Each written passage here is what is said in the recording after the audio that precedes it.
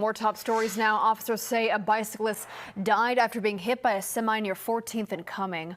Police have not yet released the victim's name or said who was at fault. The semi driver did stay at the scene and did cooperate with authorities.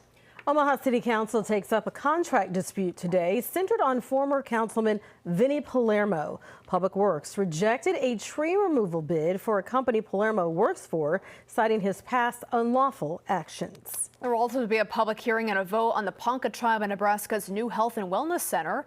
It would serve tribal members, including gathering, transportation, and cultural spaces. Also at council, a final vote on a $411 million contract to expand the Papillion Creek wastewater plant. A builder who is not up to get the contract says they could do that project for more than $75 million less. Well, your next Nebraska driver's license could look a little bit different. The new card uses black and white photos to help fight identity fraud. It also features Nebraska images like the Bob Carey pedestrian bridge.